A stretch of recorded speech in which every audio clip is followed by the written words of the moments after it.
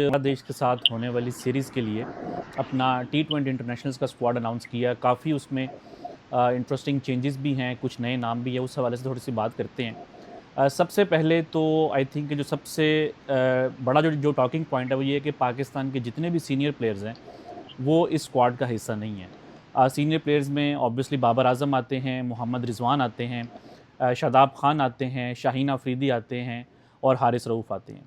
और इसमें अगर मैं नसीम शाह को भी थोड़ा-सा ऐड करूँ तो ये वो पाकिस्तान के 6 प्लेयर्स रहे हैं जो कि आप कह सकते हैं कि रिसेंट टाइम्स में रेगुलरली टीम का हिस्सा रहे हैं या पाकिस्तान की जो टीम है वो इनके इर्द-गिर्द जो है बनती है। इनफैक्ट अगर मैं आपको एक स्टैट बताऊँ कि लास्ट टाइम पाकिस्तान ने अगर कोई सीरीज़ इन 6 प्लेयर्स के बगैर खेली थी तो वो आज से तकरीबन 10 साल पहले जो है 2016 का T20 वर्ल्ड कप था इंडिया में, जिसमें कि पाकिस्तान सेमीफाइनल में क्वालिफाई नहीं कर सका था। वो एक ऐसा इवेंट था जिसमें से इन 6 प्लेयर्स में से कोई भी टीम का हिस्सा नहीं था। ऑब्वियसली इसमें कुछ प्लेयर्स जो हैं वो फ़िटनेस की वजह से बाहर हैं, जिस तरह शादाब खान हैं, उनकी अभी रिसेंटली जो है वो सर्जरी हुई है इंग्लैंड में, इस वजह से बाहर हैं। हारिस रऊफ़ जो हैं वो एमएलसी में, अमेरिका में जो है वो क्रिकेट खेलते हुए इंजर्ड हो गए, तो वो इस टीम का हिस्सा नहीं है। बाकी बाबर, रिज़वान, शाहीन और नसीम, इनके बारे में हम ये कह सकते हैं कि वो इस सीरीज़ के लिए पाकिस्तान के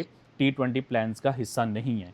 और इसमें जो इंटरेस्टिंग जो बात है कि पाकिस्तान का जो फ़ास्ट बॉलिंग अटैक है, वो थोड़ा-सा इनएक्सपीरियंस है। आप अगर फ़ास्ट बॉलर्स को देखें तो सिर्फ़ इसमें आपको अब्बास अफरीदी नज़र आएँगे जिन्होंने के पाकिस्तान के लिए रिसेंट टाइम्स में कुछ क्रिकेट खेली है। उसके अलावा अहमद दानियाल हो गए, सलमान मिर्ज़ा हो गए, दोनों अच्छे बॉलर्स हैं लेकिन अनकैप्ड हैं। फ़हीम अशरफ जो है वो as a part time seamer या आप कह सकते हैं कि एज़ एन ऑल-राउंडर जो है वो इस टीम का हिस्सा हैं। जो कमबैक हुआ है बड़ा इंटरेस्टिंग है कि मोहम्मद नवाज़ जो हैं जिनके बारे में बाबर आज़म कहा करते थे कि वो उनके मैच विनर हैं और यकीनन वो हैं भी, उन्होंने पाकिस्तान को काफ़ी अच्छे मैचेस जितवाए हैं। उनकी वापसी हुई आई थिंक शादाब खान की एब्सेंस में पाकिस्तान को शायद एक एक्सपीरियंस्ड ऑलराउंडर चाहिए था और उसकी जो जगह है वो नवाज़ आए हैं और ऐसा लग रहा है कि पॉसिबल है कि पाकिस्तान 3 से 4 स्पिनर्स जो है वो प्लेइंग 11 में खिलाएगा।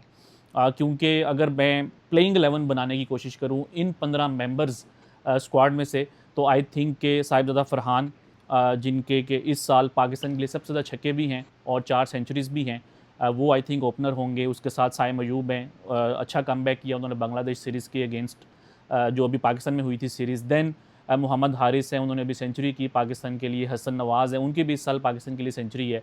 नंबर 5 पे आई थिंक सलमान आगा आएँगे, 6 के ऊपर खुशदिल शाह, 7 के ऊपर आप कह सकते हैं मोहम्मद नवाज़, 8 के ऊपर फ़हीम अशरफ, 9 पे अब्बास अफरीदी, 10 के ऊपर अबरार अहमद और 11 के ऊपर सुफियान मुकीम। तो इस प्लेइंग 11 में अगर आप देखें तो आपको 3 से 4 जो है वो स्पिन बॉलिंग ऑप्शंस नज़र आएँगी, क्योंकि बांग्लादेश में थोड़ा-सा लो एंड स्लो पिचेज़ होती हैं। तो शायद पाकिस्तान की यही प्लानिंग है कि वो इस स्पिन बॉलिंग अटैक के साथ जाएँगे। फिर जो पाकिस्तान के 3 मैचेज़ हैं अमेरिका में, फ्लोरिडा में, उसमें भी जो भी रिसेंटली एमएलसी के मैचेज़ हुए हैं, मेजर लीग क्रिकेट के, उसमें स्पिनर्स ने जो है वो काफ़ी अच्छी बॉलिंग की है। तो हो सकता है कि पाकिस्तान के ज़हन में वो वाली सीरीज़ भी हो। फास्ट बॉलिंग में आप कह सकते हैं कि हो सकता है कि सिर्फ़ अब्बास अफरीदी और फ़हीम अशरफ ही जो है वो 2 सीमर्स आपके काफ़ी हों, 8 ओवर्स करें, क्योंकि स्पिनर्स में जो है वो खुशदिल शाह भी बॉलिंग कर सकते हैं और सलमान आगा भी बॉलिंग कर सकते हैं। अब जो मैंने आपको जो प्लेइंग 11 बताई है, ऑब्वियसली उसमें कुछ चेंजेस हो सकती हैं।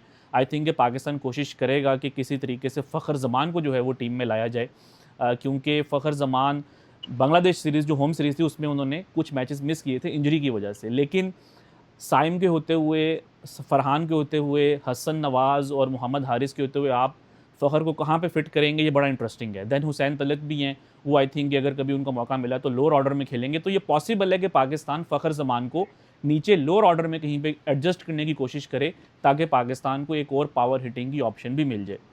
तो आई थिंक कि जो मोस्टली वही प्लेयर्स हैं जिन्होंने कि अभी रिसेंटली पीएसएल में अच्छा परफॉर्म किया था। अहमद दानियाल ने भी कुछ जो है वो अच्छे स्पेल्स किए थे। इसी तरह सलमान मिर्ज़ा ने जो है वो टूर्नामेंट के एंड पे बड़े अच्छे स्पेल्स किए थे। तो आई थिंक कि सबको जो है वो रिवॉर्ड मिला है। कुछ आई थिंक के प्लेयर्स मिसिंग हैं, जैसा कि मैं समझता हूँ कि मोहम्मद वसीम जूनियर अगर तो वो फिट और अवेलेबल थे तो आई थिंक कि कहीं न कहीं इस स्क्वाड के अंदर जो है वो उनकी जगह बनती थी, क्योंकि आई थिंक एक जो एक्सप्रेस पेस का एलिमेंट है ना, जो आपको कंसिस्टेंटली 140 के ऊपर बॉलिंग करके दे सकें, या 145 तक भी जा सकें, वो वाले जो फास्ट बॉलर्स हैं वो आई थिंक कि इस टीम में जो है वो थोड़ा सा मिसिंग है। तो लेकिन आई थिंक इंटरेस्टिंग होगा और सीरीज़ जो है वो पाकिस्तान की बहुत इंटरेस्टिंग होगी, क्योंकि 3 मैचेस हैं बांग्लादेश के साथ और उसके बाद फिर पाकिस्तान ने ऑब्वियसली अमेरिका में जाके वेस्ट इंडीज़ से जो है वो 3 T20 इंटरनेशनल्स भी खेलने हैं। तो लेट्स सी कि पाकिस्तान जो है वो किस कॉम्बिनेशन के साथ जाएगा। काफ़ी देर से लोगों को क्रिकेट का इंतज़ार है, लेकिन मेरा ख्याल है कि पाकिस्तान के फैंस के लिए अब जो है वो इंतज़ार की घड़ियाँ ख़त्म होने वाली हैं। होपफुली आपको ये एनालिसिस